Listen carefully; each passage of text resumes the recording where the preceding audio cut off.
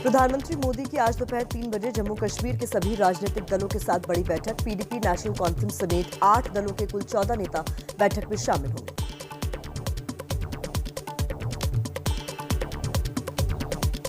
PM की बैठक में गृह मंत्री अमित शाह, रक्षा मंत्री राजनाथ सिंह, जम्मू कश्मीर के उपराज्यपाल मनोज सिन्हा मौजूद होंगे। एनएसए अजीत डोभाल, प्रधान सचिव, गृह सचिव समेत कई और अधिकारी भी होंगे मौजूद। जम्मू कश्मीर पर होने वाली बैठक का एजेंडा एबीपी न्यूज के पास। सूत्रों के मुताबिक अनुच्छेद 370 और पूर्ण राज्य के मुद्दे पर नहीं होगी बात। राज्य में विकास योजनाओं में तेजी लाने, डिलिमिटेशन और चुनाव कराने पर चर्चा संभव।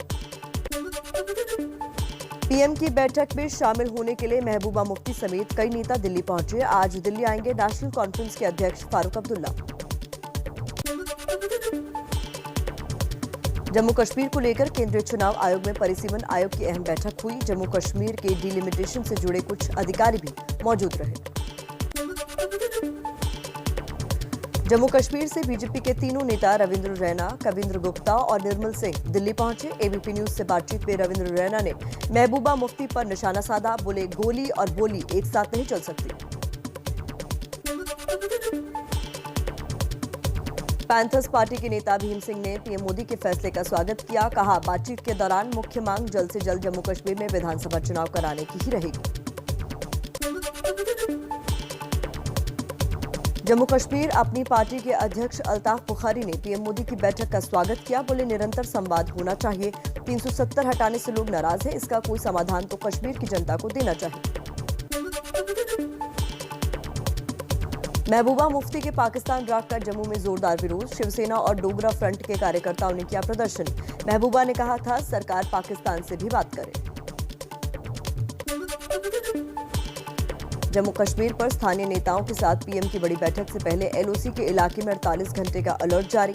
मीटिंग से पहले आतंकी हमले के इनपुट के बाद सुरक्षा बल चौकस। जम्मू कश्मीर के शोपियां में सुरक्षा बलों ने एक आतंकी को मार गिराया। आतंकियों ने एक युवक को गोली मारी। अस्पताल में युवक की मौत। जम्मू कश्मीर के पुलवामा में आतंकियों ने पुलिस सीआरपीएफ पार्टी पर ग्रेनेड से हमला किया। सेना ने भी जवाबी फायरिंग की। किसी तरह के नुकसान की खबर नहीं। चलिए इसी तरह से कुछ और खबरें देख लेते हैं फटाफट अंदाज में। पंजाब में कांग्रेस को लग सकता है झटका। सीएम कैप्टन अमरिंदर सिंह दिल्ली से चंडीगढ़ लौटे। सुलह कमेटी के सामने पेश हुए थे अमरिंदर सिंह। सूत्रों के मुताबिक सोनिया ने कैप्टन को मिलने का वक्त नहीं दिया। कैप्टन के ओएसडी का कांग्रेस हाईकमान पर वार। फेसबुक पर लिखा, पंजाब में कांग्रेस का मतलब कैप्टन है। पहले भी अमरिंदर को नजरअंदाज करने के चलते पार्टी 10 साल तक सत्ता से बाहर रही। पंजाब में जॉब डिप्लोमेसी में नया मोड़। प्रताप सिंह बाजवा के भतीजे फतेह जंग आज इंस्पेक्टर की नौकरी छोड़ सकते हैं। कुछ दिन पहले ही कैप्टन सरकार ने नौकरी दी थी। पंजाब में झगड़ा सुलझाने वाली कमेटी के सदस्य हरीश रावत का दावा, जुलाई के पहले हफ्ते में हो जाएगा फैसला। कैप्टन को वादे पूरे करने को कहा गया। खुद प्रेस कॉन्फ्रेंस कर देंगे जानकारी। सिद्धू को भी फिर दिल्ली बुलाया जाएगा। हरीश रावत का बड़ा ऐलान। कैप्टन सरकार कांग्रेस आलाकमान के निर्देश पर पंजाब में 200 यूनिट बिजली फ्री करने जा रही है। कांग्रेस नेता राहुल गांधी लगातार तीसरे दिन पंजाब की पार्टी नेताओं से मिले। प्रदेश अध्यक्ष सुनील जाखड़, मंत्री मनप्रीत बादल और राज्यसभा सांसद प्रताप सिंह बाजवा से राहुल ने की बातचीत। राहुल गांधी से मुलाकात के बाद बोले पंजाब कांग्रेस के प्रदेश अध्यक्ष सुनील जाखड़। कहा, मैं नहीं मानता कि कैप्टन और सिद्धू के बीच कोई संघर्ष है। ये मंथन कई मुद्दों को लेकर चल रहा है।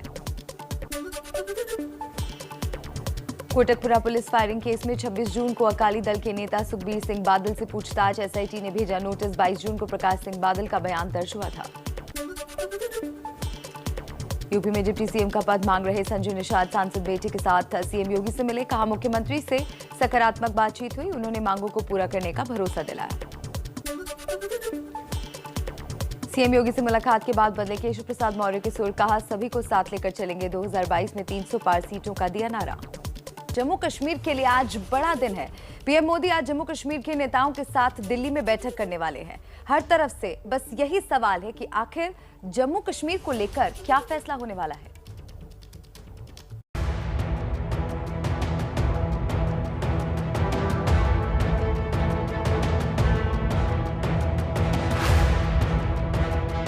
कश्मीर की इन खूबसूरत वादियों पर आतंकवाद एक बदनुमा दाग था, जिसे खत्म करने के लिए करीब 2 साल पहले 5 अगस्त 2019 को बड़ा कदम उठाते हुए अनुच्छेद 370 खत्म कर दिया गया।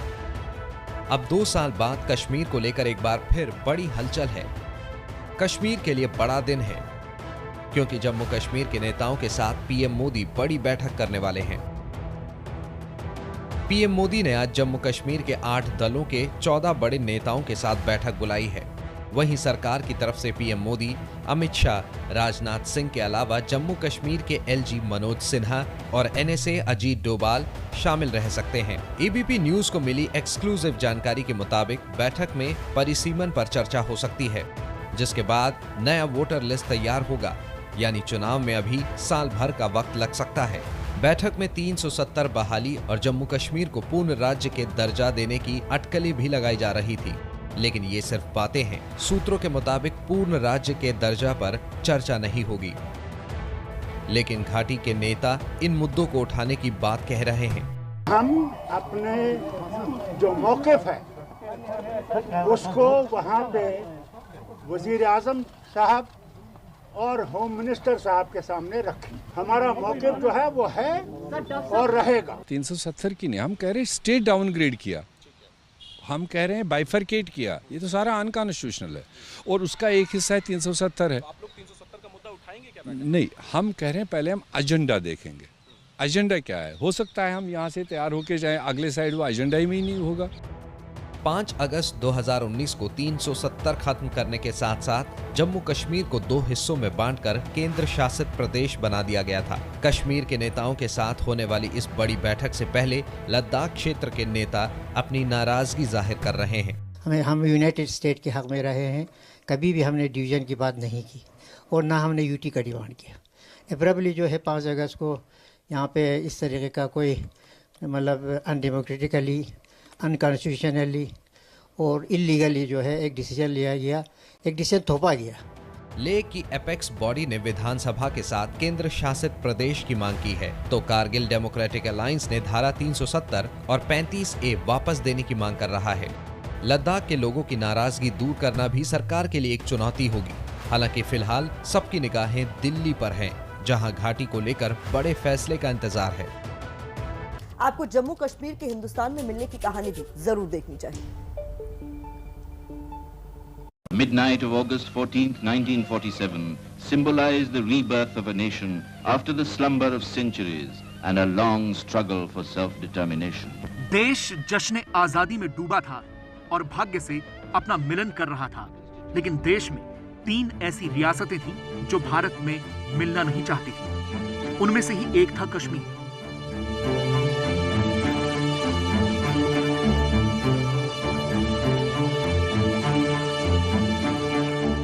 सोलह मार्च 1846 को ब्रिटिश के कब्जे में आने के बाद कश्मीर एक देसी रियासत बन गया था। अंग्रेजों ने बाद में इसे गुलाब सिंह को दे दिया था, जो उस समय जम्मू के राजा थे। भारत में विलय के समय कश्मीर के शासक रहे महाराजा हरि सिंह उन्हीं गुलाब सिंह के वंशज थे। कश्मीर में मुस्लिमों की बड़ी आबादी होने के कारण जिन्ना सोचते थे कि कश्मीर उनके देश का हिस्सा बन जाएगा।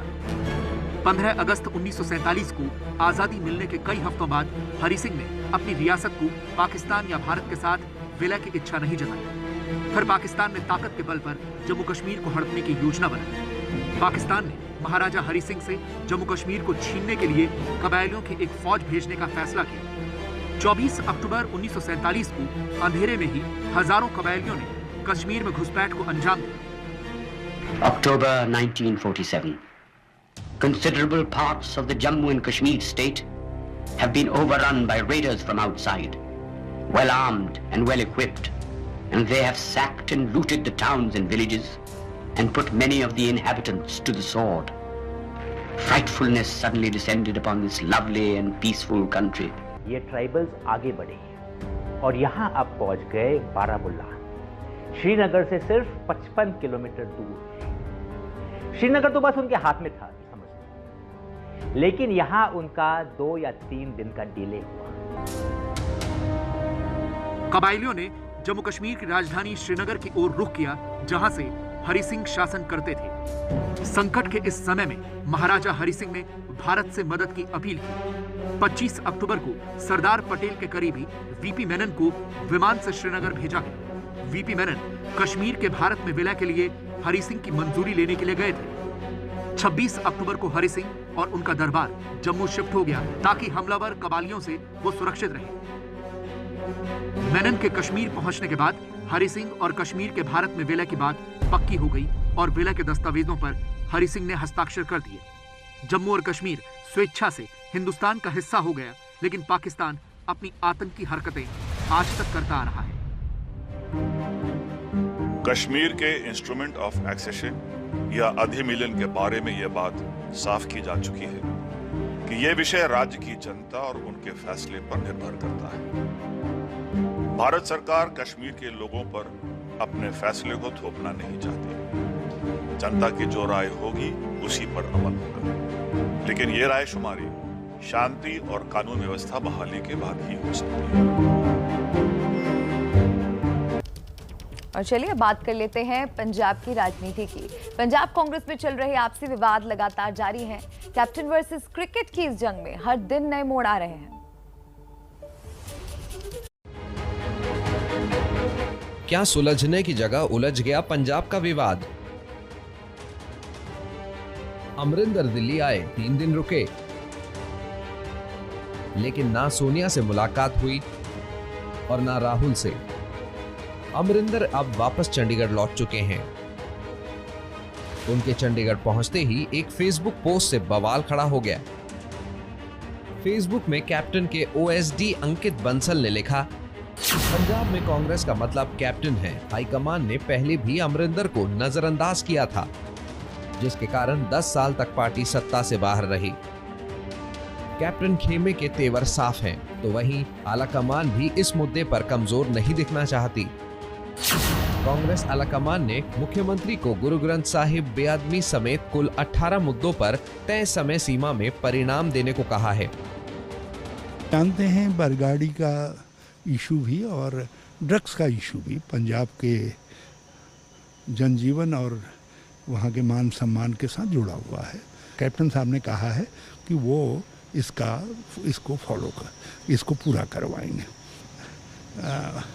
वहाँ के गरीब या वहाँ के लोग निरंतर व्यापार भी और भी सब मांग कर रहे थे। किसानों को आपने बिजली फ्री दे दी, हमको नहीं दे रहे हैं, तो ये निर्णय लिया गया है कि 200 यूनिट तक बिजली कांग्रेस पार्टी अब पंजाब के अंदर फ्री देगी।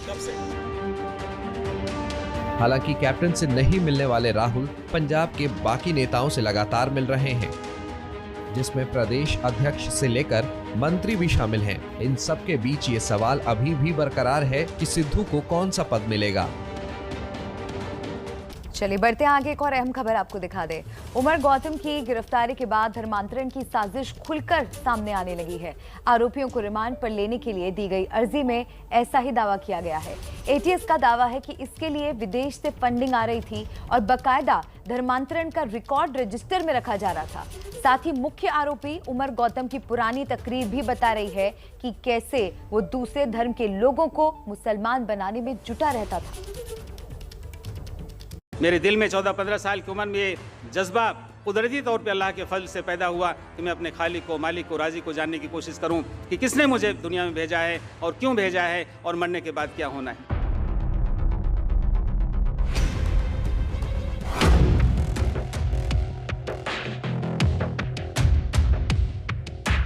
इन तकरीरों के पीछे क्या साजिश थी?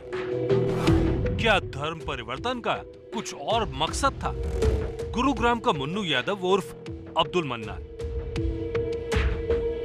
कानपुर का आदित्य गुप्ता उर्फ अब्दुल समद। मन्नू यादव और आदित्य गुप्ता ना तो बोल सकते हैं ना सुन सकते हैं, लेकिन फिर भी धर्म परिवर्तन के रैकेट में फंसाया गया। कोर्ट के सामने पेश अर्जी में आरोप लगाया गया है कि रैकेट भारत में आबादी का संतुलन बदलने के मकसद से काम कर रहा था। मकसद यही है कि ऐसे लोगों की खिदमत की जाए जो ईमान लाते हैं, उसके बाद उनकी तालीम, उनकी तरबियत, उनको मोरल सपोर्ट, उनको लीगल सपोर्ट, और ये बहुत ही अहम एक मैं समझता हूँ कि ड्यूटी है जो हम सबको करना चाहिए। आरोप ये भी है कि आरोपियों के पास से धर्मांतरण से जुड़ा रजिस्टर मिला है। रजिस्टर और फोन से मिली जानकारी के आधार पर धर्म परिवर्तन किए गए लोगों का ब्यौरा सामने आना शुरू हो गया है। ये तो सिर्फ 28 लोगों की लिस्ट है। उमर गौतम और उसके सहयोगियों पर अब तक करीब 1000 लोगों का धर्म परिवर्तन करने का आरोप है। जिस दिन ये खुलासा हुआ था, ये बात स्पष्ट की गई थी कि कुछ दस्तावेज हम लोगों को मिले हैं और उन्हीं दस्तावेजों के आधार पर ये बात बताई गई थी कि 1000 सिक्के करीब या उससे कुछ ज़्यादा लोगों के धर्मांतरण कराए गए हैं। मौलाना उमर गौतम अपनी तकरीरों से लोगों को लुभाता था, लेकिन उमर और मुफ्ती काजी जहांगीर तो बस चेहरा, इनके पीछे बड़ा नेटवर्क काम कर रहा था। अब रिमांड पर लेकर इसी नेटवर्क की पड़ताल की जा रही है। हमारे गरीब या दिव्यांग बच्चे हैं या काफ़ी गरीब लोग हैं, उनको तरह तरह के प्रलोभन देके पैसे का, सरकारी नौकरी का या शादियों का, ये सब चीज़ें हथकंडे इस गैंग के द्वारा अपनाए गए हैं और एक सुनियोजित ढंग से इस तरह के धर्म परिवर्तन की कोशिश की गई है। यूपी के धर्म परिवर्तन रैकेट में हुआ है बड़ा खुलासा। केंद्र सरकार के बाल महिला कल्याण विभाग का एक कर्मचारी ही आरोपी मौलानाओं की कर रहा था मदद। आरोप है कि धर्म परिवर्तन के लिए विदेशों से फंडिंग आ रही थी। ये बाहर से फंडिंग आई है, ये बात लगभग तय है, लेकिन कहाँ से फंडिंग आई है, कैसे आई है, क्या रूट अपनाया गया, क्या नियमों का उल्लंघन किया गया है, इस सब की जांच की जा रही है। बहुत जल्दी इस पर आगे भी कार्रवाई की जाएगी। आरोपियों से पूछताछ में लखनऊ के रहमान खेड़ा की अल-हरम अकेडमी का नाम भी सामने आ रहा है। आरोप है संस्था को विदेश से फंडिंग आती थी, जिसे वो इन लोगों को पहुंचा देते थे। हालांकि अकेडमी से जुड़े लोग इससे इंकार कर रहे हैं।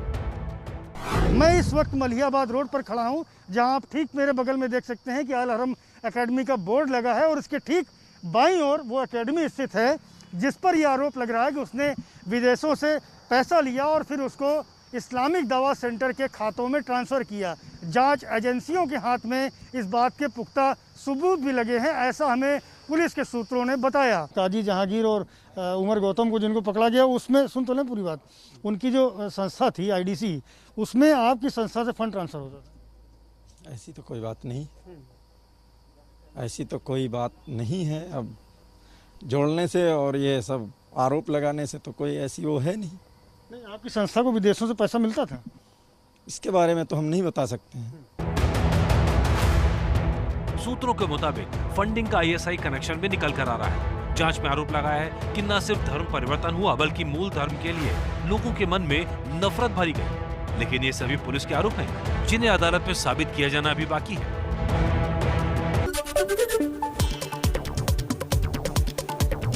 प्रधानमंत्री मोदी की आज दोपहर 3 बजे जम्मू कश्मीर के सभी राजनीतिक दलों के साथ बड़ी बैठक। PDP, नेशनल कॉन्फ्रेंस समेत 8 दलों के कुल 14 नेता बैठक में शामिल होंगे। पीएम की बैठक में गृह मंत्री अमित शाह, रक्षा मंत्री राजनाथ सिंह, जम्मू कश्मीर के उपराज्यपाल मनोज सिन्हा शामिल होंगे। NSA अजीत डोभाल, प्रधान सचिव, गृह सचिव समेत कई और अधिकारी भी मौजूद रहेंगे। जम्मू कश्मीर पर होने वाली बैठक का एजेंडा ABP न्यूज के पास। सूत्रों के मुताबिक अनुच्छेद 370 और पूर्ण राज्य के मुद्दे पर नहीं होगी बात। राज्य में विकास योजनाओं में तेजी लाने, डिलिमिटेशन और चुनाव कराने पर चर्चा संभव है। पीएम की बैठक में शामिल होने के लिए महबूबा मुफ्ती समेत कई नेता दिल्ली पहुंचे। आज दिल्ली आएंगे नेशनल कॉन्फ्रेंस के अध्यक्ष फारूक अब्दुल्ला। जम्मू कश्मीर से बीजेपी के तीनों नेता रविंद्र रैना, कविंद्र गुप्ता और निर्मल सिंह दिल्ली पहुंचे। ABP न्यूज से बातचीत में रविंद्र रैना ने महबूबा मुफ्ती पर साधा निशाना, बोले गोली और बोली एक साथ नहीं चल सकती। पैंथर्स पार्टी के नेता भीम सिंह ने पीएम मोदी के फैसले का स्वागत किया। कहा, बातचीत के दौरान मुख्य मांग जल्द से जल्द जम्मू कश्मीर में विधानसभा चुनाव कराने की ही रही।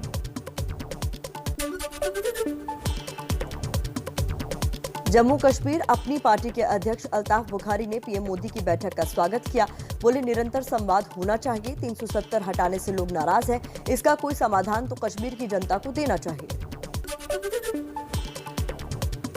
महबूबा मुफ्ती के पाकिस्तान राग का जम्मू में जोरदार विरोध। शिवसेना और डोगरा फ्रंट के कार्यकर्ताओं ने किया प्रदर्शन।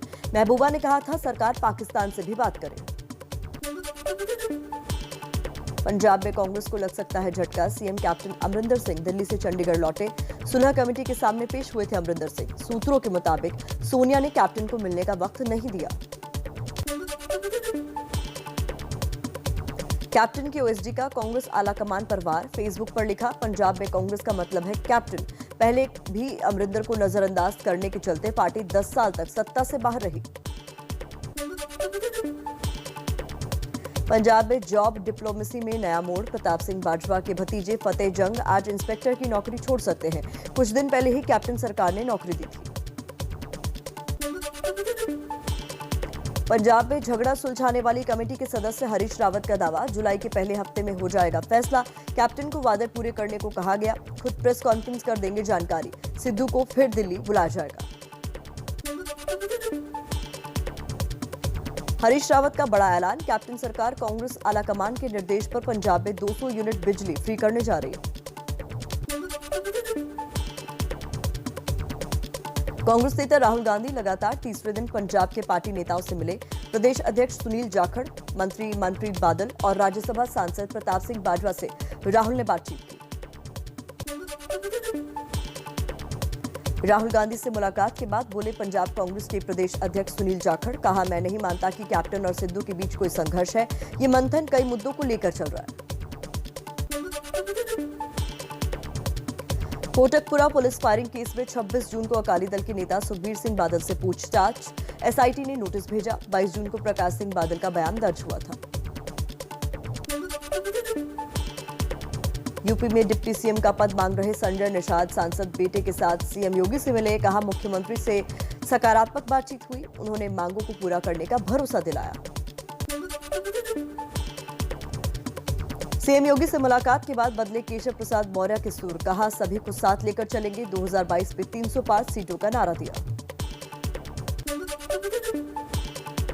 बीजेपी महासचिव और राजस्थान प्रभारी अरुण सिंह का दावा, कहा यूपी में आगामी विधानसभा चुनाव में योगी आदित्यनाथ ही सीएम का चेहरा होंगे।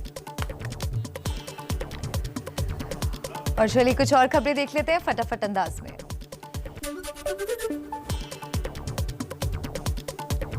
जयपुर के सर्किट हाउस में कुल 1 दर्जन निर्दलीय विधायकों ने बैठक की। ये सभी विधायक गहलोत खेमे के माने जा रहे हैं। पायलट खेमे से बने रहे दबाव को कम करने का मकसद।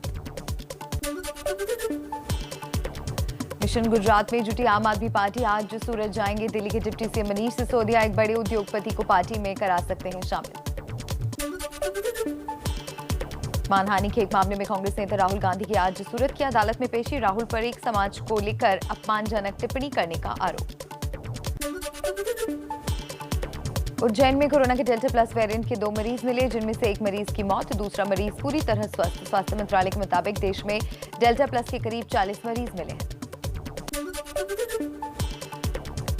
कर्नाटक में कोरोना के डेल्टा प्लस वेरिएंट का पहला केस सामने आया। राज्य के स्वास्थ्य मंत्री बोले मैसूरू में एक मरीज संक्रमित है, जिसे अलग कर दिया गया है, लेकिन उसमें संक्रमण के कोई लक्षण नहीं है। महाराष्ट्र में डेल्टा प्लस वेरिएंट को लेकर एक्शन में सरकार। स्वास्थ्य मंत्री राजेश टोपे ने कहा सभी मरीजों की सघन निगरानी के आदेश दिए गए हैं।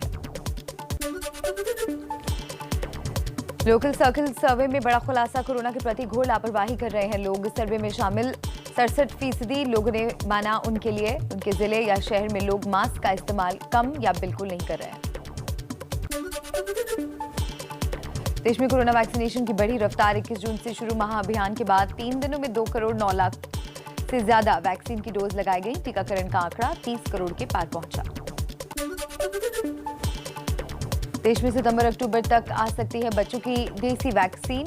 एम्स के निदेशक डॉक्टर रणदीप गुलेरिया ने कहा बच्चों के लिए वैक्सीन के ट्रायल का काम तेजी से जारी।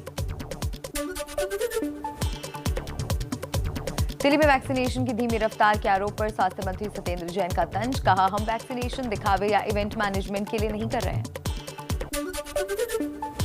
एमपी के सीएम शिवराज सिंह चौहान बोले वैक्सीनेशन का काम बहुत अच्छा हुआ है, अब लोगों को अच्छा काम भी नहीं दिखता तो कोई क्या करे। टीकाकरण सरकार का नहीं जनता का कार्यक्रम था, ये कांग्रेस को हजम नहीं हो रहा है। एमपी के रतलाम में कोरोना वैक्सीनेशन के लिए अनूठी पहल, शिक्षक ने गांव में घर घर जाकर ग्रामीणों की आरती उतारी, लाउडस्पीकर पर गाना गाकर किया जागरूक। झाबुआ में टीकाकरण महाअभियान पर गांव की महिलाओं ने बनाया गीत, बोली हमने मुख्यमंत्री शिवराज सिंह चौहान को सहयोग करने के लिए बनाया गीत। बिहार में गया जिले के घरिया गांव के 100% लोगों ने लगवाया कोरोना का टीका, गांव के बुजुर्ग दूसरे गांव के लोगों को भी कर रहे हैं प्रेरित, मुखिया की पहल की हो रही है तारीफ। बिहार के हाजीपुर में वैक्सीन खत्म होने के बाद टीका केंद्र पर जमकर हंगामा, पुलिस ने पहुंचकर संभाला मोर्चा, टीका केंद्र को खाली कराया। मुंबई में सरकारी अस्पतालों की नर्सों ने अपनी मांगों को लेकर 48 घंटे का धरना प्रदर्शन किया, कोविड के भत्ते और छुट्टियों की मांग कर रही हैं नर्सें। मुंबई में फर्जी वैक्सीन कैंप के खुलासे के बाद चौथी एफआईआर दर्ज की गई, आईपीसी की धारा 308 को भी जोड़ा गया, जिसका मतलब हुआ गैर इरादतन हत्या की कोशिश। टीएमसी सांसद मिमी चक्रवर्ती का दक्षिणी कोलकाता में फर्जी टीकाकरण केंद्र के खुलासे का दावा, मिमी चक्रवर्ती को भी यहीं लगा है टीका, शिकायत के बाद आरोपी गिरफ्तार। यूपी धर्मांतरण केस में एक और खुलासा, पुलिस ने आरोपियों से मिले रजिस्टर के आधार पर कहा देश की आबादी के संतुलन को बदलने की साजिश थी। यूपी पुलिस का दावा, उमर गौतम ग्रुप कई राज्यों में धर्म परिवर्तन का रैकेट चला रहा था, ये लोग खासकर महिलाओं को टारगेट कर रहे थे, हथियार चलाने की ट्रेनिंग देने के भी इनपुट मिले हैं, जिसकी जांच हो रही है। धर्मांतरण के आरोपियों से पूछताछ में लखनऊ के रहमान खेड़ा की अल हरम एकेडमी का नाम भी आया सामने, सूत्रों के मुताबिक संस्था को विदेश से पैसा मिलता था जिसे इस्लामिक दावा सेंटर को भेजा जाता था। एबीपी न्यूज ने एकेडमी में जाकर पड़ताल की। धर्म परिवर्तन कराने के आरोपी उमर गौतम का पंतनगर यूनिवर्सिटी से कनेक्शन आया सामने, पढ़ाई के दौरान ही किया था धर्म परिवर्तन। हिमाचल में गडकरी के दौरे के दौरान हंगामे के बाद कुल्लू के एसपी गौरव सिंह सीएम की सुरक्षा में तैनात, एएसपी ब्रजेश सूद और बलवंत सिंह भी छुट्टी पर भेजे गए, काफिला रोकने पर पुलिस वालों में हुई थी मारपीट। बीजेपी सांसद दिलीप घोष का टीएमसी सांसद नुसरत जहां पर बड़ा आरोप, कहा नुसरत ने झूठी शादी कर सिंदूर लगाया और भारतीय संस्कृति का अपमान किया है, टीएमसी से निकालने की मांग की। अब तक देश में 18 साल से ऊपर के लोगों को वैक्सीन लगाई जा रही है, लेकिन एक अच्छी खबर यह है कि संक्रमण से बच्चों को बचाने वाला टीका भी इसी साल सितंबर-अक्टूबर तक आ सकता है।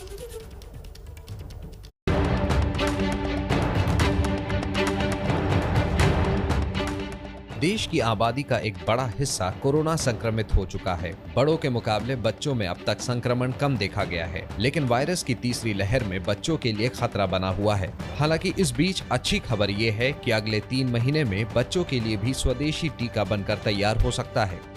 फाइजर वैक्सीन जो बाहर बनी है और उसको एफडीए अप्रूवल मिल चुका है बच्चों के लिए, और वो हमारे रेगुलेटरी अथॉरिटीज ने वैक्सीन को भारत में आना की परमिशन दी हुई है और बच्चों में वो लग सकती है।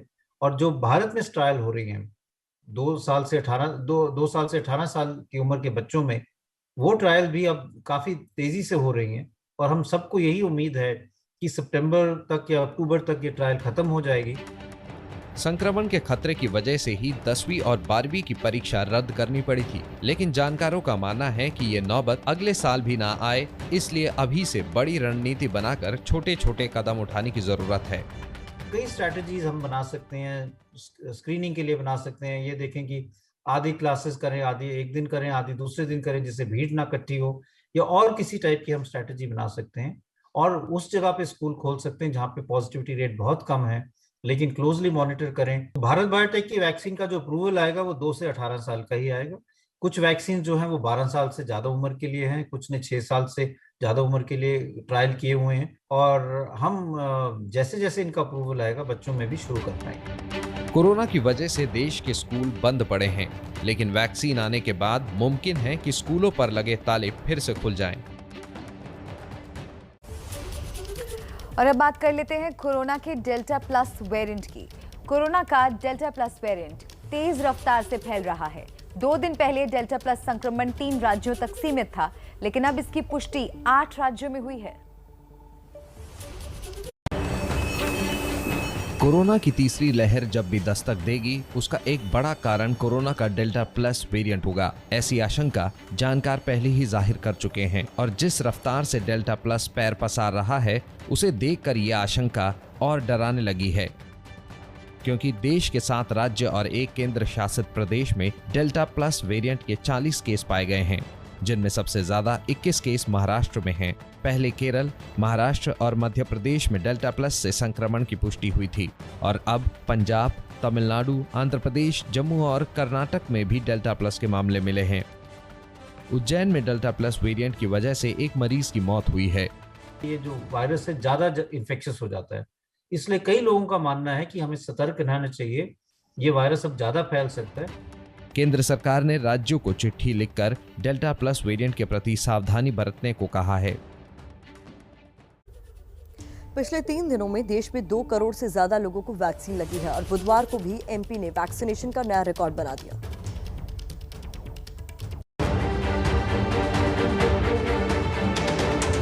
देश में योग दिवस के दिन से जिस वैक्सीनेशन महाअभियान की शुरुआत हुई थी, उसमें लोग लगातार बढ़ चढ़कर हिस्सा ले रहे हैं। कोविन पोर्टल के मुताबिक 23 जून को रात 9 बजे तक पूरे देश में 63,95,183 डोज लग चुकी हैं।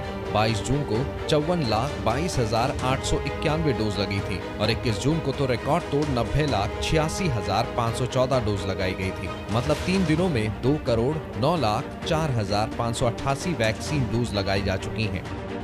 21 जून को हुए वैक्सीनेशन के मामले में एमपी ने बाजी मारी थी और बुधवार भी एमपी ने नया रिकॉर्ड बनाया। एमपी में 11,27,057 लोगों को वैक्सीन की डोज दी गई। 7,60,121 डोज लगाकर दूसरे नंबर पर यूपी रहा। महाराष्ट्र में 6,14,648 लोगों को वैक्सीन की डोज लगाई गई। 4,29,787 डोज लगाकर गुजरात चौथे नंबर पर रहा। कर्नाटक में 3,80,936 लोगों को डोज दी गई। एमपी में वैक्सीनेशन के आंकड़ों को राज्य के पूर्व सीएम कमलनाथ ने धांधली बताया है, लेकिन मुख्यमंत्री शिवराज आरोपों को बेबुनियाद बता रहे हैं। वैक्सीनेशन केवल सरकार का नहीं, जनता का अभियान, पूरी जनता जुटी थी, सबने मिलकर इसको सफल बनाया। अब जनता के हित में इस तरह के कार्यक्रम की सफलता भी बचती नहीं है। एक तरफ एमपी नए रिकॉर्ड बना रहा है, लेकिन दूसरी ओर दिल्ली में पिछले 5 दिनों के टीकाकरण का औसत 68,000 के करीब है, जिसे लेकर केंद्रीय मंत्री हरदीप सिंह पुरी ने 2 दिन पहले सवाल उठाए थे। लेकिन अब दिल्ली के स्वास्थ्य मंत्री ने एमपी के आंकड़ों पर सवालिया निशान लगा दिए हैं। मध्य प्रदेश की तरह तो नहीं कर रहे ना, एक दिन में तो लाखों लगाए, अगले दिन 1000 भी नहीं लगा पाए। हम लोग वैक्सीनेशन कर रहे हैं, दिखावे के लिए नहीं कर रहे हैं, फोटो ऑप के लिए या इवेंट मैनेजमेंट के लिए नहीं कर रहे हैं। समझने की कोशिश की, this is not a event. वो लोग कह रहे हैं कि उस दिन क्यों नहीं लगाई। अरे भाई, हम रोज लगा रहे हैं ना, हम रोजाना 75,000 80,000 लगा रहे हैं। ये लगता है कि होर्डिंग की जा रही थी एक पर्टिकुलर इवेंट। बिल्कुल बिल्कुल ऐसा। इस पूरे विवाद में सबसे अच्छी बात यह है कि पहली बार पूरी सियासी बहस वैक्सीनेशन के पड़े हुए आंकड़ों पर हो रही है।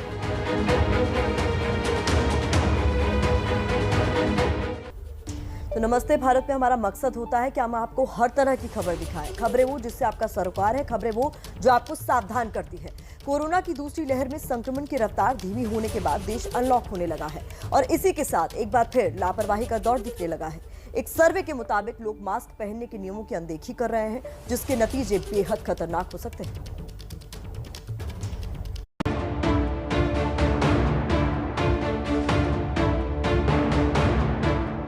मास्क पहनने के लिए रोती इस बच्चे के वायरल वीडियो से बड़ों को सीखने की जरूरत है, क्योंकि बड़े बहुत जल्द कोरोना की दूसरी लहर से मिली सीख भूल गए। लोग भूल गए कि संक्रमण की सुनामी ने कैसी तबाही मचाई थी।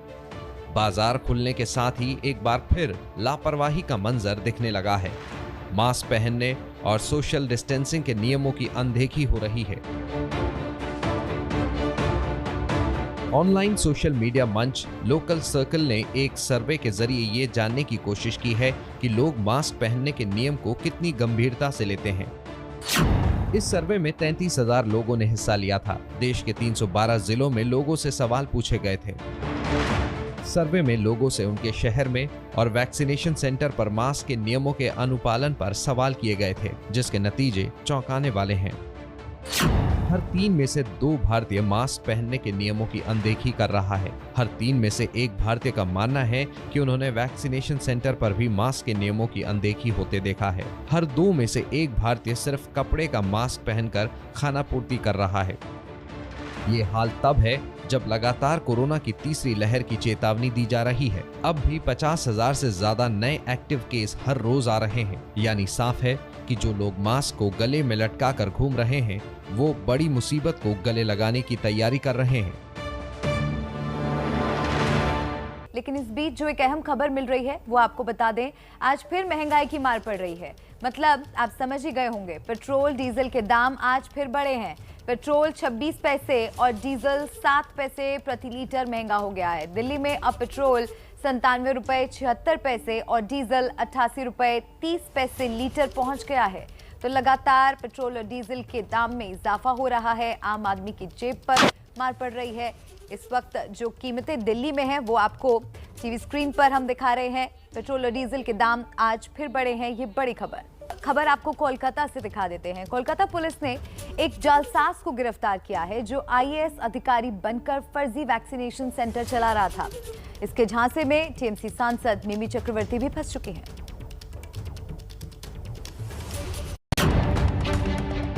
पुलिस गिरफ्त में खड़े इस शख्स का नाम है देवगन देव। इसके कारनामे ऐसे हैं जिसने कोलकाता पुलिस के भी होश उड़ाकर रख दिए हैं। वैसे तो ये एक जालसाज है, लेकिन ये खुद को कोलकाता का जॉइंट पुलिस कमिश्नर बताता है। देवगन लोगों के सामने दावा करता था कि ये सूचना एवं संस्कृति मंत्रालय में ओएसडी है और इसी फर्जी रुतबे की सच्चाई छुपाने के लिए इसने फर्जी कागजात भी तैयार कर रखे थे, जिसके आधार पर ये दक्षिण कोलकाता के कस्बा इलाके में फर्जी वैक्सीनेशन सेंटर चला रहा था। और बड़ी बात तो ये है कि इसके फर्जीवाड़े का शिकार टीएमसी सांसद मिमी चक्रवर्ती भी बन गई। मिमी चक्रवर्ती ने इसके वैक्सीनेशन सेंटर पर कोरोना का टीका लगवाया था। मिमी चक्रवर्ती को आरोपी ने वैक्सीनेशन का फर्जी सर्टिफिकेट भी दिया था, लेकिन मिमी को इस पर तब शक हुआ जब वैक्सीनेशन का मैसेज उनके फोन पर नहीं आया। इसके बाद मिमी ने पुलिस में शिकायत की और सख्ती से पूछताछ के बाद इसने अपना गुनाह कबूल कर लिया। देवगन देव सिविल सर्विसेज की तैयारी कर रहा था, लेकिन कामयाब नहीं हुआ तो उसने खुद ही गुनाह का रास्ता चुन लिया। कुछ दिन पहले मुंबई में भी एक ऐसे ही फर्जी गिरोह का बांडाफोड़ हुआ था, जिसने सैकड़ों लोगों को फर्जी वैक्सीन देकर लाखों रुपए ऐंठे हैं। इस मामले में बोरीवली पुलिस ने चौथी एफआईआर दर्ज की है। आप देख रहे हैं नमस्ते भारत। केंद्रीय मंत्री नितिन गडकरी के हिमाचल दौरे पर कुल्लू में पुलिस वाले आपस में ही भिड़ गए। ऐसा क्यों हुआ, जानिए।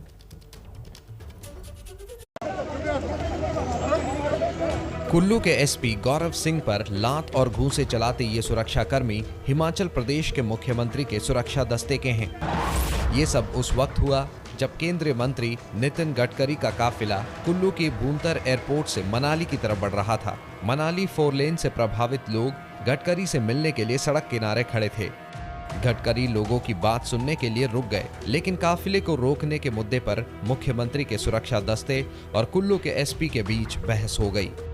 इस बीच कुल्लू के एसपी गौरव सिंह ने तेज में आकर मुख्यमंत्री के सिक्योरिटी चीफ एएसपी ब्रजेश सूद को थप्पड़ जड़ दिया। इसके बाद सीएम के सुरक्षा कर्मियों ने एसपी को घेर लिया और वो एसपी पर लात चलाते और हाथापाई करते कैमरे में कैद हो गए। इस घटना पर हिमाचल में बवाल मचा हुआ है। कुल्लू के एसपी गौरव सिंह को छुट्टी पर भेज दिया गया है। सीएम की सुरक्षा में तैनात एएसपी ब्रजेश सूद और बलवंत सिंह भी जांच पूरी होने तक छुट्टी पर भेज दिए गए हैं। सीएम के सिक्योरिटी दस्ते और एसपी के बीच मारपीट की ये घटना अपने आप में हैरान करने वाली घटना है। इस मामले की जांच आईजी मंडी को सौंपी गई है। पीएम मोदी ने कश्मीर की बात शुरू की तो महबूबा ने पाकिस्तान का राग छेड़ दिया। आखिर महबूबा के बयान का मकसद क्या है? पीडीपी प्रमुख महबूबा के पाकिस्तान प्रेम ने जम्मू कश्मीर का सियासी पारा चढ़ा दिया है। बुधवार को जम्मू की सड़कों पर महबूबा मुफ्ती के खिलाफ बजरंग दल से लेकर डोगरा फ्रंट के लोगों ने विरोध प्रदर्शन किया। यहाँ पर शिवसेना और डोगरा फ्रंट के कार्यकर्ता आप देख रहे हैं लगातार महबूबा के खिलाफ प्रदर्शन कर रहे हैं और महबूबा के तस्वीरों को जलाया जा रहा है। मांग की जा रही है प्रधानमंत्री नरेंद्र मोदी से कि वो महबूबा को दिल्ली नहीं बल्कि पाकिस्तान भेजे। दरअसल पीएम मोदी के साथ आज होने वाली बैठक से पहले महबूबा मुफ्ती ने पाकिस्तान को भी बातचीत में शामिल करने का बयान दे दिया। No compromise on that. और डायलॉग की बात हमसे डायलॉग कर रहे हैं। हम कहते हैं कि ये दोहा जाके तालिबान से डायलॉग कर रहे हैं। आपने सुना होगा हमारी गवर्नमेंट तो जम्मू कश्मीर में डायलॉग करे और सबके साथ करे और पाकिस्तान के साथ भी करे। महबूबा के इस बयान के बाद विपक्षी दलों ने महबूबा पर जोरदार हमला शुरू कर दिया। बीजेपी का साफ कहना है कि आतंक खत्म किए बिना पाकिस्तान से बातचीत का कोई स्कोप नहीं है। बंदूक और बातचीत कभी एक साथ नहीं चल सकती। गोली और बोली ये अलग अलग विषय हैं। पाकिस्तान के साथ उसी सूरत में बातचीत हो सकती है जब पाकिस्तान अपने स्थित वहां आतंकी शिविरों को बंद करे। कश्मीर में आतंक की पैदावार का जिम्मेदार पाकिस्तान ही है। ऐसे में पाकिस्तान जब तक आतंक का पार्सल बंद नहीं करता है तब तक बातचीत नहीं हो सकती। वैसे भी सरकार साफ कर चुकी है कि जम्मू कश्मीर भारत का आंतरिक मामला है जिसमें पाकिस्तान से बातचीत की गुंजाइश नहीं है। पीएम मोदी की बड़ी बैठक को देखते हुए भी सुरक्षा बलों ने जम्मू कश्मीर में और एलओसी पर 48 घंटे का अलर्ट जारी कर दिया है। तो दिल्ली में हलचल बढ़ी हुई है और इस मामले पर लेटेस्ट अपडेट के साथ जुड़ रहे हैं हमारे सहयोगी नीरज पांडे। नीरज से बात कर लेते हैं ज्यादा जानकारी के लिए। नीरज, आज जम्मू कश्मीर के लिए बहुत अहम दिन माना जा रहा है। सबकी निगाहें दिल्ली पर टिकी हुई हैं। इस बैठक का नतीजा क्या होगा उस पर सबकी निगाहें हैं।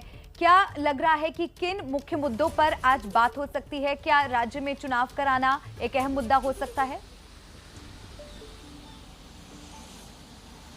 देखिए, अभी चुनाव कराने जैसी स्थिति तो नहीं है और ना ही सरकार शायद इस पर अभी कोई निर्णय लेगी।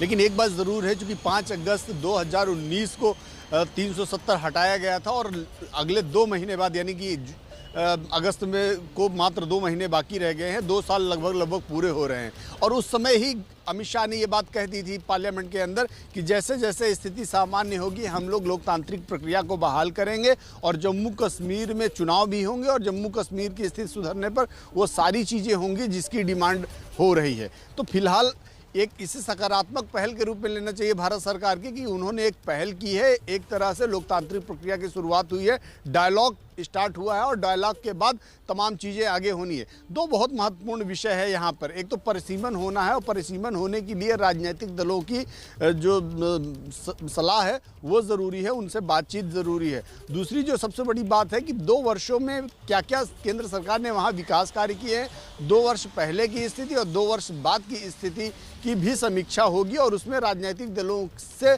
बातचीत जरूर की जाएगी कि भाई आप 2 साल पहले क्या होता था, वहाँ पत्थरबाजी होती थी, लड़के सड़क पर उतरते थे, पुलिस और प्रशासन पर पत्थर मारते थे। आज 2 वर्षों में कम से कम वो चीज़ थमी है, विकास ने अपनी रफ्तार पकड़ी है। जो है 370 हटने के बाद पंचायती चुनाव हुए, 10 लाख से ज़्यादा लोगों ने वोट किया। तो ये सब जो बताता है कि कहीं ना कहीं घाटी अपनी पटरी पर आ रहा है, लोकतांत्रिक व्यवस्था अपनी पटरी पर आ रही। तो इसमें केंद्र सरकार और राज्य की जो पॉलिटिकल पार्टीज हैं परिसीमन की बात करें तो नीरज जी एक लंबा प्रोसेस है। तो ऐसे में ये भी आप जैसा कह रहे हैं कि चुनाव होने में वक्त लगेगा क्योंकि अभी तो इस पर सिर्फ चर्चा मात्र हो रही है। लेकिन अगर यहाँ समझा जाए कि वो तमाम नेता जो इस बैठक में शामिल होने वाले हैं उनमें ज्यादातर जो गुपकार गठबंधन से जुड़े रहे हैं वो तो अपने कहीं ना कहीं एक एजेंडा के साथ हो सकता है इस बैठक में शामिल हो और बात करना चाहे 370 के मुद्दे पर या पूर्ण राज्य के मुद्दे पर। तो ऐसे में क्या कुछ हो सकता है इस बैठक में? देखिए, निश्चित रूप में उनकी डिमांड पहले से ही गुपकार गठबंधन ने लगातार आप देखें तो 370 का विरोध किया। पहले दिन से लेकर आज तक वो लगातार विरोध कर रहे हैं और उनकी पहली डिमांड यही होगी कि 370 को पुनः बहाल किया जाए, यानी कि 5 अगस्त 2019 से पहले की स्थिति को बहाल कर दिया है। लेकिन शायद इसकी डिमांड सरकार नहीं माने। और एक और बहुत महत्वपूर्ण बात यहाँ पर मैं कहना चाहूँगा, जो महबूबा मुफ्ती ने डिमांड की है उसको पहले ही सरकार नकार चुकी है और सूत्रों से ये मेरी जो जानकारी है उसके अनुसार सरकार इस पूरे मामले को बर्दाश्त नहीं करने वाली कि किसी भी तरह से भारत के अभिन्न अंग कश्मीर के मामले में पाकिस्तान का जिक्र किया जाए या पाकिस्तान को शामिल करने की मांग की जाए। तो इससे तो सरकार टोटली डिसएग्री है और उसको मानने वाली नहीं है, पहली चीज़। दूसरी चीज़ ये है कि ज़रूर सरकार आपसे बातचीत करना चाहती है, सबका साथ सबका विकास लेकर चलना चाहती है और यही कारण है कि वो आप लोगों को आमंत्रित किया और इसे सरकार की सकारात्मक पहल के रूप में लेना चाहिए। अगर सरकार नहीं भी चाहती तो चूंकि एलजी वहाँ पे ऑलरेडी अपॉइंट है, एलजी काम कर रहे हैं, राज्य लगातार काम कर ही रहा है, सेना और वहाँ के पुलिस प्रशासन काम कर ही रहा है, वो चाहते तो आपसे बात भी नहीं करते और अपनी जो चीजें हैं उसको पूरी करते। लेकिन ये अगर डायलॉग शुरू किया गया है तो आज ये बैठक बहुत अहम है और लगातार एबीपी न्यूज पर हमारी टीम आप तक अपडेट्स पहुंचाएगी। नीरज, बहुत शुक्रिया आपका फिलहाल अपडेट दर्शकों तक पहुंचाने के लिए। तो राजनीतिक गतिरोध को कम करने को लेकर भी इस मीटिंग पर चर्चा हो सकती है, क्योंकि कश्मीर को लेकर दिल्ली में ये बैठक बड़ी होने वाली है। कल एक और बड़ी बैठक तजाकिस्तान की राजधानी दुशांबे में हुई है। शंघाई कोऑपरेशन ऑर्गेनाइजेशन के राष्ट्रीय सुरक्षा सलाहकारों की हुई बैठक में कल भारत के एनएसए अजीत डोभाल शामिल हुए हैं। बड़ी बात यह है कि इस बैठक में पाकिस्तान के एनएसए मोइद यूसुफ भी शामिल हुए। हालांकि भारत पाकिस्तान के एनएसए के बीच कोई मुलाकात नहीं हुई। शंघाई कोऑपरेशन की बैठक में एकजुटता से आतंक के मुकाबले समेत साइबर क्राइम को लेकर भी चर्चा हुई। आप देख रहे हैं नमस्ते भारत। डब्बू रत्नानी बॉलीवुड के एक ऐसे सेलिब्रिटी फोटोग्राफर है जिनके लेंस के जरिए बॉलीवुड का हर बड़ा से बड़ा सितारा अपनी फोटो खिंचवाना चाहता है। इस बार कोरोना के चलते डब्बू ने अपना कैलेंडर लॉन्च नहीं किया, बल्कि कैलेंडर की तस्वीरें एक एक कर खुद ही उन्होंने ऑनलाइन जारी की है। बिल्कुल, और इस वक्त हमारे साथ डब्बू रत्नानी खुद जुड़ गए हैं। बॉलीवुड के सबसे मशहूर फोटोग्राफर के तौर पर अपनी पहचान रखने वाले डब्बू रत्नानी। एबीपी न्यूज पर आपका बहुत स्वागत है। Thank you for calling. तो डब्बू जी, पहला सवाल हमारा यही है कि इस साल तमाम सितारों के साथ फोटोशूट के अनुभवों को आप साझा कर सके, एक्सपीरियंस को साझा कर सके। लॉकडाउन के दौरान कब और कैसे आपने शूट किया और आपने इन सभी तस्वीरों को? मैंने शूट स्टार्ट किए थे नवंबर में और नवंबर, दिसंबर, जैन फेब में जितने डेट्स मिलते गए I kept shooting those stars, क्योंकि कोरोना का टाइम था तो we have to be very very careful कि जिस तरह से उनके डेट्स मिल रहे थे, जिस तरह से they were available for the shoot, we were getting those dates and shooting with them. और बहुत सारे प्रिकॉशंस लेने पड़े। We had to do lots of COVID test. हम लोग को हर दिन जब हम शूट पे जाते थे सब सैनिटाइज करना था, इक्विपमेंट सैनिटाइज करना था। So it was very a slow process. हर साल we usually release the calendar in January, but इस बार we were waiting क्योंकि फिर वापस second wave हो गया, then it didn't seem right to release all these glamorous pictures. तो फिर हमने अभी देखा कि अभी things are opening up, so let's kind of do it now and put it online. तो हम एक live करते हैं एक्टर के साथ on Instagram और फिर वो और एक्टर और मैं दोनों पिक्चर सेम टाइम पे पोस्ट करते हैं। So it feels like so many people are watching the live और they are all a part of the calendar launch. जी, और डब्बू, इस वक्त जितने भी सितारों के साथ कैलेंडर वाली तस्वीरों को हम देख पा रहे हैं, क्या इसके अलावा भी आपने कुछ तस्वीरें ली हैं? कौन कौन से हैं वो सितारे और कब तक आएंगे आपकी बाकी की फोटोग्राफ्स? तो अभी actually more than 50% pictures release हो चुके हैं and about 10 more photos are balanced. So जो release नहीं हुए हैं उसमें है परिणीति, उसमें जॉन, रणबीर, मिस्टर बच्चन। अभी तक वो photos अभी तक release नहीं हुए हैं and will be shortly Shahrukh Khan, Akshay Kumar, ये photos अभी release होने बाकी हैं amongst the rest। जी डब्बू, हमने ये देखा है या तो कहीं सुना है कि एक्टर्स अपने लुक को लेकर बहुत ऑब्सेस्ड होते हैं कि हमें ऐसे दिखना है, हमें वैसे दिखना है। तो एक फोटोग्राफर के लिए चैलेंजिंग भी होता होगा कि वो जो चाह रहे हैं उनको उस तरीके के फोटोशूट्स मिले भी। तो किस तरीके का एक्सपीरियंस रहता है आपका इन सितारों के साथ? एक्चुअली ये मेरा 22nd ईयर है कैलेंडर का एंड फॉर मी ये ज़्यादा दोस्त जैसे हैं। So for me they are very open कि जिस तरह से उनका पर्टिकुलर लुक है फिलहाल, जिस तरह से समझो कि अगर सैफ के छोटे बाल है तो हमने कॉन्सेप्ट उस तरह से डिज़ाइन किया है। अगर किसके लंबे बाल है, किसका अलग स्टाइल है, जैसे कार्तिक का फोटो अभी रिलीज होने वाला है जल्द से, तो कार्तिक के जब भी लंबे बाल थे हमने तब फोटो शूट किया। तो हमने ऐसा कॉन्सेप्ट डिज़ाइन किया कि what suits that look basically.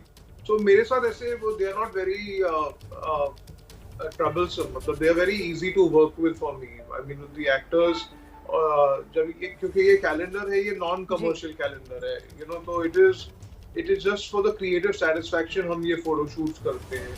Literally ये खाली it's a yearly calendar जो जैसे आर्ट पीस जैसा बोलते हैं. We don't sell it, हम लोग कमर्शियलाइज नहीं करते हैं. So the actors are very easy with me to work with. दबू चलते चलते एक सवाल आपसे पूछना चाहते हैं एस्पायरिंग फोटोग्राफर्स से रिलेटेड. जिन लोगों को फोटोग्राफी का शौक है, those who want to pursue it as a career, उनके लिए क्या आप कोई टिप दे सकते हैं? So first thing is that you know the secret of lasting. ये मेरा 26th year है इंडस्ट्री में. So the idea is that you have to push yourself, you have to evolve with the moving time. जिस तरह से technology बढ़ रहा है, जिस तरह से आप यू नो डिजिटल एनालॉग से डिजिटल पे आ गए हैं. So you have to focus on keep pushing yourself, you know, move with technology. And अगर आपको पीपल फोटोग्राफर बनना है, जैसे कि फैशन फोटोग्राफर बनना है, या you want to shoot people, तो आपको ट्रेंड्स भी देखने पड़ेंगे, किस तरह की लाइटिंग चल रही है, किस तरह की फैशन चल रहा है. Because you are the one clicking the pictures, तो कैमरा के थ्रू आपको ही इंस्ट्रक्शंस देना है. तो करंट ट्रेंड्स, फैशन, ब्लॉगिंग, सब पे आपको ध्यान देना पड़ेगा. तो उम्मीद करते हैं कि जो आपके टिप्स हैं वो एस्पायरिंग जो फोटोग्राफर्स हैं उनके बहुत काम आएंगे. बहुत शुक्रिया डब्बू जी हमारे लिए वक्त निकालने के लिए. आज इरफान जी की मास्टर क्लास है जिसका हफ्ते भर हम सभी को इंतजार रहता है. और आज क्या खास सिखाने वाले हैं इरफान जी? आइए इरफान जी से ही जानते हैं. आज मैं आपको एक फेमस पर्सनालिटी का कैरिकेचर बना के दिखाऊंगा. किस तरह की आपको लगता है कि परेशानियां आ सकती हैं कैरिकेचर्स अटेम्प्ट करने के लिए? दरअसल में कैरिकेचर बनाने के लिए आपका ऑब्जर्वेशन बहुत ज़रूरी होता है. तो चलिए इरफान जी शुरुआत करते हैं. एक कैरिकेचर मैं आपके सामने बनाता हूँ. पहले उसको देखिए आप कि कैसे बनेगा. वो एक नॉर्मल सा कैरिकेचर है.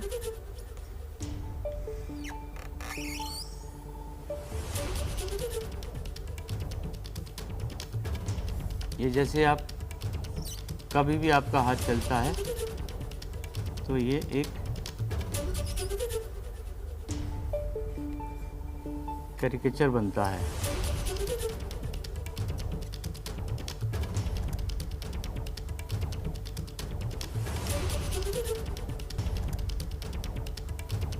अभी ये देखिए एक बहुत सामान्य से व्यक्ति का, किसी का भी कैरिकेचर है, एक नॉर्मल से बुजुर्ग का. लेकिन जब आप इसके अंदर मैं एक छोटी सी चीज़ ऐड करता हूँ, वो देखिए आप, जो उनका बहुत ही पर्टिकुलर एक चीज़ है वो आपके सामने आती है. एक ये पार्ट उनका ये आपने देखा, और एक दूसरा पार्ट मैं आपको और लगाता हूँ जिससे आपको एकदम समझ में आ जाएगा कि वो कौन व्यक्ति हैं जो हमारे सामने आ गए हैं.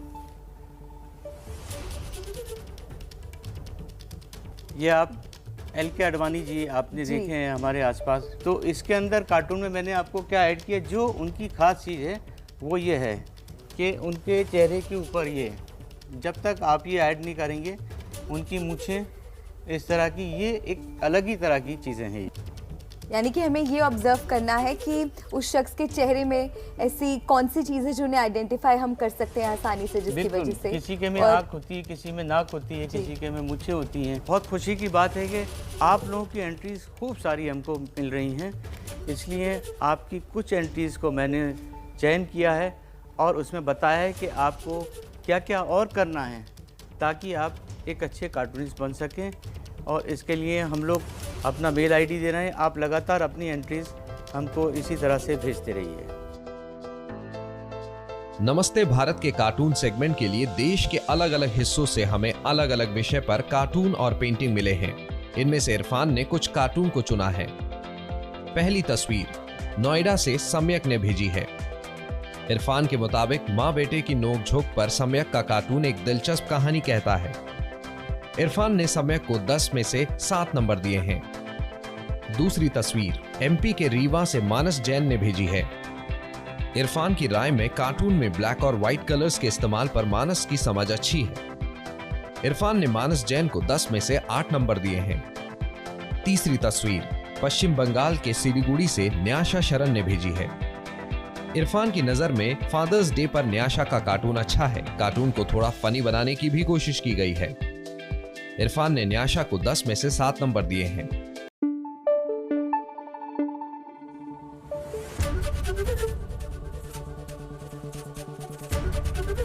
एबीपी न्यूज आपको रखे आगे।